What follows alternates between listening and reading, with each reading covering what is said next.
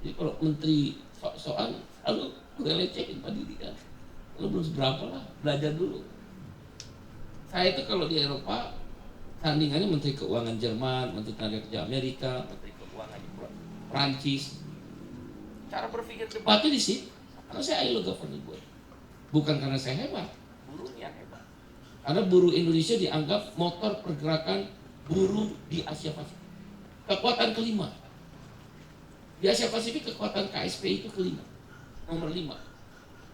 Selalu jadi benchmarking. Kita punya namanya Omak Buruh di Bekasi ya, di atas jembatan dulu. Sekarang udah kita pindahin. Nah, Gini rasio itu adalah menjadi ukuran. Itu yang kita minta. Cara ngukurnya apa? Upah.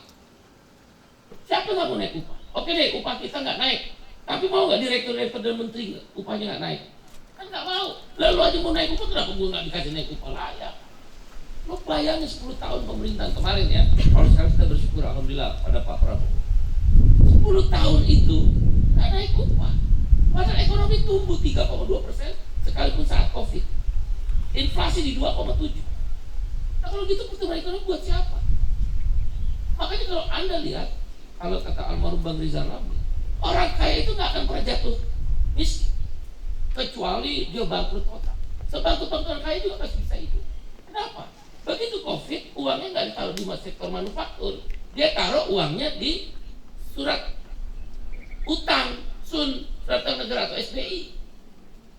Dan kalau kamu lihat, Menteri Keuangan kita karena liberal kapitalis pahamnya, kalau Bang Rizal kan sosialis. Ini kan tentang mazhab ekonomi. Di Eropa, di Amerika, ya soal pertarungan kelas antara mazhab ekonomi liberal, kapitalis dan sosialis. Pak Prabowo itu sosialis. Saya berani jamin Pak Prabowo 15 tahun sih. Cuma kan diserang. Ya kalau Anda mau cari di luar Pak Prabowo, bukan saya ini ya, belain Pak Prabowo, ya silakan aja. Kalau secara terbuka dia mau mendukung kebijakan sosialis, silakan aja. Itu hak setiap warga negara. Kita kembali. Nah dengan upah itulah orang kaya nggak akan bisa jatuh miskin karena SBI atau SUR yang nilainya di atas deposito. Ya, uangnya nggak akan hilang, nggak akan jatuh. Kebijakan ekonomi kita melindungi orang kaya kok. Itu yang serikat buruh persoalkan. Itu kenapa saya selalu mimpin langsung aksi. Bahkan mogok nasional 2012, ada anggota kami yang dibacok kepala di sini, kebelang. Ada yang terburai 8 cm. Ada yang dipukul belakangnya, itu tulang rusuknya patah sampai hari ini dia koma. Masih koma tuh nggak akan sembuh lagi. Yang dibelah itu otaknya di kampung itu otaknya ditaruh tengkoraknya di ini. Saya datang itu, terus otaknya baru dioperasi. Sampai hari ini dia linglung. Kau pikir kita mundur? Enggak. Takut? Enggak. Itulah hebatnya buruh. Hebat buruh itu. Bapak ibumu juga kan buruh. Tiba-tiba kamu bisa sekolah. Ingat loh. Anak saya kedokteran juga UI. Bisa sekolah karena bapaknya buruh, tukang demo. Makanya tanya, apa pekerjaan saya di tukang demo? Gak apa-apa, saya senang. Dibilang tukang demo gak apa-apa. Saya bisa sekolahin anak, rezeki halal, berkah, gak jadi miskin. Gak kurang harta-harta kita. Jadi upah itu adalah untuk meningkatkan purchasing power, daya beli. Ukurannya sederhana. Di ILO itu ada 2. Satu, kebutuhan hidup layak, standard living cost. Cuma kalau di luar negeri kan berapa harga susu 1 botol, berapa harga daging, berapa harga gandum, berapa harga apa gitu ya. Nggak berat. Kalau di Indonesia kan 64 item dirinci. Daging 0,75 kg. Saya bilang sama menteri, kalau itu belum dirubah, gue nggak mau ngomong sama menteri. Ngapain? Gue pakai jalanan aja. Ngapain ngomong sama orang yang ngatur-ngatur perut kita? Tanya tadi, saya nggak pernah mau diundang sama menteri. Nggak mau. Ngapain? Lo aja nggak berpihak sama gue. Ngapain gue datang cuma seremoni. Nggak benar, silakan ngomong menteri. Nggak pernah saya ketemu menteri tenaga. Sekalipun yang sekarang profesor, doktor, profesor termudanya ITB itu orang pintar. Saya udah ingatkan, Pak, pasti kita berhadapan. Karena itu, mari kita berbagi. Perundingan upah kemarin, dia takut maafin Kadin Pak ini 3,2%. Pak Airlangga 1,58%. Makanya saya sindir tuh waktu kemarin sambutan. Jangan begitu lagi lah Pak Erlangga, presidennya udah beda. Wah minimum. Akhirnya saya bertahan 8% dihadapin presiden atas bantuan Pak Dasko 6,5%. Bahkan Pak Prabowo mau naikin 10%. Bisa tuh. Nah, ada perusahaan yang bangkrut, coba cek 6,5% naik. Katanya mau tutup kan, mau lari mana? Oh itu ada yang tutup, itu karena Permendak nomor 8 tahun 2024 yang membolehkan impor barang jadi dari Cina terutama masuk. Dia kepukul industri nasional. Kan kita udah minta, alhamdulillah Pak Prabowo juga mengabulkan. Udah cabut aja. Ini kan mulutnya berani nggak di hadapan presiden. Dan jangan mau dipanggil menteri, bupati, wali kota. Yang bikin kamu sengsara kok mau dipanggil. Punya wibawa dikit lah sebagai pemimpin. Tapi kalau kamu cari uang, kalau kamu cari jabatan, cuma foto-foto nih aktivis, kan lu kesana lu. Godaan terberat bagi lu itu dua. Satu, jabatan. Yang kedua, duit. Nah, sekarang kurus dulu, gue lebih kurus dari lu pada tuh. Kurus gue, cungkring. Godaan aktivis, apalagi udah kakandanya udah membantu. Wah udah, seru aja udah kalau kakandanya membantu. Kalau yang mulia. Hah? Yang mulia. Ya Allahu alam bisawab kalau yang itu. Saya kasih tahu aja. Itu cuma hiburan dunia. Godaan dunia. Saya dulu cungkring, lebih cungkring dari dulu. Bayangin ibu gua almarhumah, Allah masuk surga. Kalau naik bis, jangan makan. Kalau mau makan, jangan kaki. Satu rumah lapar kaki pakai jauh banget. Pasar Minggu Cililitan jauh banget tempat ini. Cuma ada jembatan gantung. Baru di rumah makan, disiapin sama ibu. Godaan lu cuma dua. Jabatan, lo dikasih jabatan dan dikasih uang. Lo lihat ya aktivis kakanda lo dikasih proyek batu bara yang tadinya dari Trisakti sekarang jadi menteri itu, kan udah ketahuan tuh. Coba rata-rata yang masuk di partai tertentu itu pasti pemain batu bara, pasti pemain kelapa sawit. Janganlah. Saya mas, kau akan mulia kalau kau konsisten. Saya bodoh amat dibilang setan, iblis, emang gue cari rezeki dari lo. Emang hidup gue tergantung lo. Semuanya hidup tergantung. Terserah, Anda bilang saya keras, terserah. Kecuali lo baik sama rakyat, lo baik. Saya juga dikritik kan, kok sama Pak Prabowo, terserah. Karena Pak Prabowo mau dengerin apa yang kita mau minta. Marsina jadi pahlawan nasional, ya. Outsourcing mau dihapus, ya. Terserah saya kena sasaran tembak, wah sekarang udah jadi penjilat.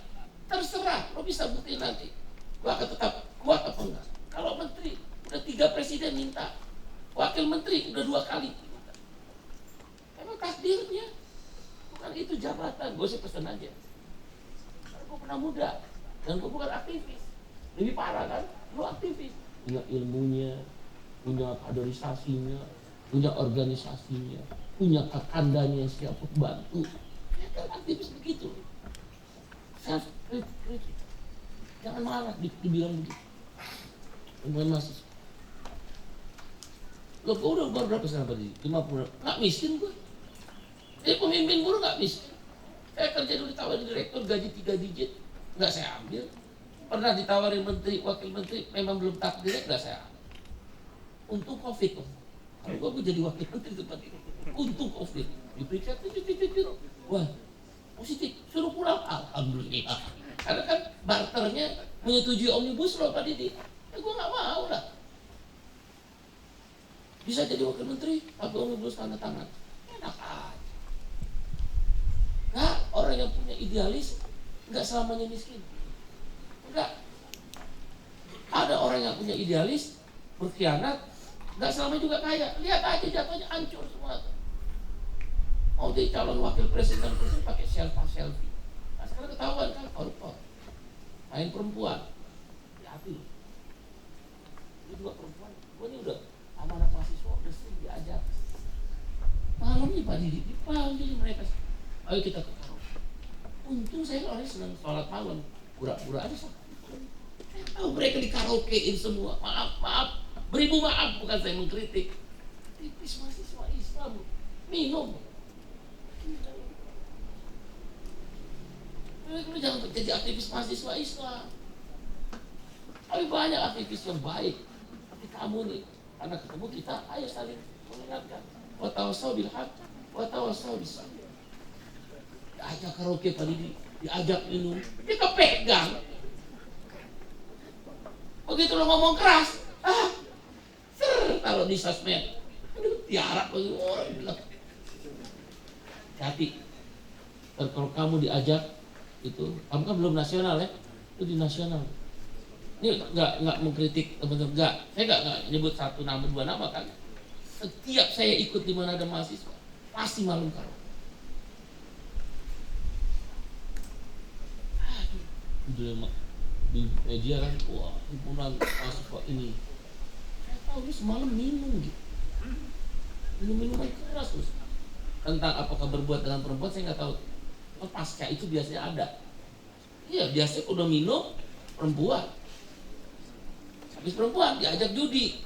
Udah jangan deh. Nah, kembali pada cerita kita tentang apa? Yang kedua, jaminan sosial. Kalau kita mati, cara orang miskin ngambil kekayaan negara itu, kalau kita mati ada yang bayarin. Loh, kita kan bayar pajak. Kamu sekolah bayar UKT. Nggak gratis. Maka kalau kita mati, ada yang bayarin. Kalau kita kecelakaan kerja, lagi kerja, bisa kepotong tangan, ada yang bayarin. Negara. Mati negara. Kalau kita hari tua, ada yang bayarin. Pengusaha dan negara. Kalau kita sakit, ada yang bayarin. Pengusaha dan negara. Pengusaha udah ngambil profit. Ngambil tenaga kita sebagai faktor produksi. Kalau kita pensiun, ya dibayarin. Kita mengabdi 30 tahun, 40 tahun, 50 tahun. Itu yang disebut jaminan sosial. No social justice without social security. Gak ada itu jaminan sosial tanpa tidak ada keadilan. No social justice, tidak ada keadilan sosial bagi seluruh rakyat Indonesia without social security. Itu di Eropa Barat. Makanya Hatta, kalau Soekarno kan belajar dari Bandung, Arkaid. Hatta, Yamin, Nasir, dia belajar di Belanda. Kalau kita pergi ke negara-negara sosial demokrat itu, partai sosial demokrat, itu no social justice without social security. Cara ngambil kekayaan negara buat orang miskin, jaminan sosial. Nah, kalau kami di partai buruh, KSP kan inisiator partai buruh. Kami 5 lagi, jaminan makanan. Tidak boleh ada orang yang nggak makan. Itu udah betul Pak Prabowo. Walaupun berbeda dalam cara, nggak apa-apa. Awalnya MBG dulu. Masa anak-anak Indonesia dikasih makan, ditolak. Oke, mahasiswa menolak. Ini kan karena orang-orang pintar, profesor-profesor, dokter-dokter itu ngomong, ini nanti penyimpangan terhadap anggaran. Betul. Saya udah keliling dunia. Negara memberi makan anak-anak itu banyak dilakukan. Nah, yang kita kritik mungkin tentang penganggarannya, bukan menolak MBG. Kalau menurut saya, kita bisa berbeda. Nanti kita bisa. Yang kedua, jaminan pendidikan. UKT itu gratis. Kenapa kami mendesak Pak Prabowo kuliah gratis? Karena ada satu televisi swasta, kalau saya nggak ingat, itu waktu ada protes UKT. Kata Pak Prabowo, kalau bisa sih negeri gratis, kenapa harus bayar? Karena negara kita kaya. Itu jaminan pendidikan. Yang berikutnya yang kita mau kejar, jaminan air bersih. Di Cilincing, Jakarta, 1 liter air bersih lebih mahal dari 1 liter BBM. Nikmetin Erbakan sebelum Erdogan, yang sekarang Erdogan, dia sebelumnya adalah wali kota Istanbul. Apa yang dia lakukan? 3 aja. Makanya partai Refahnya, kesejahteraannya di Turki gak goyang tuh. Dia hanya 3, nikmetin Erbakan. 1, orang tua suruh jalan-jalan dan ibadah, dibiayai negara, lansia. 2, orang miskin dan orang kaya dikasih air bersih. Di mana aja air bersih, gratis. Yang ketiga, daya belinya dijaga. Itu yang membawa partai Refah mengalahkan partai yang berkuasa semenjak Kemal Atatürk. Yang keempat adalah jaminan pengangguran. Unemployment insurance. Bung Iqbal, kok orang nganggur dijamin? Jangan salah. Orang nganggur itu adalah setelah dia bekerja, bukan fresh graduate ya. Kalau sekarang kan salah fresh graduate. Setelah kamu dipecat, untuk nyari kerja lagi kan nganggur, dikasih biaya hidup. Tapi kalau di Jerman dibatasi 2 tahun. Dari mana? APBN. Sekarang siapapun presiden nggak akan jatuh. Bahkan presiden kemarin 2 kali itu, ya 2 kali lo jadi presiden, padahal Anda protes, buruh protes, rakyat protes, kok bisa jatuh? Biasa tetap terpilih, karena tidak ada kontrol.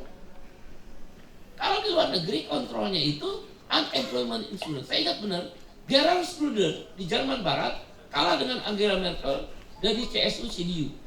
Pendukung Gerhard Schröder ini SPD, Serikat Buruh, DGB namanya, IG Metall. Dia jatuh gara-gara merubah sistem jaminan pensiun. Kevin Rudd diganti itu juga jatuh gara-gara merubah sistem jaminan pensiun. Kemenangan Obama, dia memperkenalkan Obamacare, jaminan kesehatan yang tabu di Amerika dibayar oleh negara. Dia menang dan menaikkan upah $2 upah minimum federal, $2 di asas Mitt Romney. Putaran kedua presiden itu McCain. Di kita upah nggak naik tetap dipilih, aneh. Surat itu kan APBN. Kalau makin banyak orang menganggur, kan APBN-nya jebol. Maka dia akan berusaha supaya APBN nggak jebol, dikurangi angka pengangguran. Itu adalah namanya kalau dalam ilmu ekonomi negatif penghambat terhadap orang kaya dan penguasa. Kalau unemployment insurance kita ada, jaminan pengangguran yang diperjuangkan oleh Serikat Buruh ini, motornya KSPI dan kawan-kawan yang lain, KSPSI, AGN dan yang lain, itu nanti presiden kalau penganggurannya tinggi, APBN cuma nggak kepilih. Dan yang terakhir, jaminan perumahan. Tapi bukan model ARA. Sahabat kita undang aguan 60 miliar. Ini 60 miliar, dia ngambilnya 100 triliun. Yang dimaksud oleh Pak Prabowo, saya sudah dengar, itu dibiayai oleh negara. Oh, biaya dari mana? Ya memang kapitalis liberalistik selalu mempersoalkan APBN-nya kok banyak yang ke kelompok-kelompok orang miskin. Pertarungan ideologinya 2 kan. 1, liberal kapitalis, dia menginginkan subsidi negara jangan terlalu banyak. 2, sosialis. Kalau kita kan sosialis tengah, Pancasila dengan Ketuhanan Yang Maha Esa, yaitu meminta negara mensubsidi sebanyak-banyaknya, buat rumah, buat makanan, buat pendidikan. Memang kita harus minta. Itu yang kami perjuangkan di Serikat Buruh. Kalau nggak ada Serikat Buruh, nggak ada BPJS. Kalau nggak ada Serikat Buruh, emang gaji bapak ibumu bisa naik? Emang orang kerja begitu aja bisa naik? Nggak ada. Itu guru-guru honorer bisa diperjuangin? Nggak bisa. Maka Serikat Buruh menjadi bagian penting di dalam state policy. Itulah kenapa kami meyakinkan Pak Prabowo untuk mengambil juga kepentingan buruh dan petani lain, kelas pekerja, working class kalau bahasa Inggris. Itu mengapa Serikat Buruh menjadi penting di negara-negara maju. Karena dia menjadi counterpart terhadap orang kaya ngambilnya investasi dan pinjaman uang, orang miskin ngambilnya upah dan jaminan sosial. Maka kami melangkah lebih ke dalam lagi untuk mengamankan tentang ideologi Pancasila sosialis tengah. Kami nggak memilih sosialis kiri, maka Partai Buruh kita hidupin lagi. Saya bukan aktivis, saya bukan seorang partai, enggak. 15 tahun saya nolak almarhum Pak Mokhtar Pakpahan untuk memimpin partai, enggak, saya bilang. Kuncinya Serikat Buruh sadar kelas dulu. Oke lah, petani belakang. Maka begitu almarhum meninggal, dan saya banyak belajar di negara Skandinavia dan Jerman. Saya patokannya itu negeri Skandinavia dan Jerman dan Belanda. Belanda itu jaminan sosialnya luar biasa. Akhirnya saya putuskan secara pribadi, ya kita hidupin partai. Barangan teman-teman Pak Didi dan sebagainya. Nah, saya sih berpikir mahasiswa itu tetap harus independen, kritis, dan jangan berpolitik. Mahasiswa. Tapi Anda nggak boleh apolitik. Saya tanya kemudian sama teman-teman DGB Jerman, sama anak mudanya di Jerman. Waktu saya pergi ke satu daerah di Bern kalau nggak salah, bagaimana Anda menempatkan politik dalam pusaran buruh dan anak muda? Dia bilang begini, independen but not netral. Buruh, petani, anak muda jangan mau dikooptasi oleh partai politik, termasuk partai buruh. But not netral. Ketika memilih, kau harus jadikan satu kekuatan. Kalau nggak suaramu tercerai berai. Kakandanya datang dari partai A, ikut kakanda. Kakanda datang dari partai B, ikut kakanda. Ini kritik. Dan dari teman-teman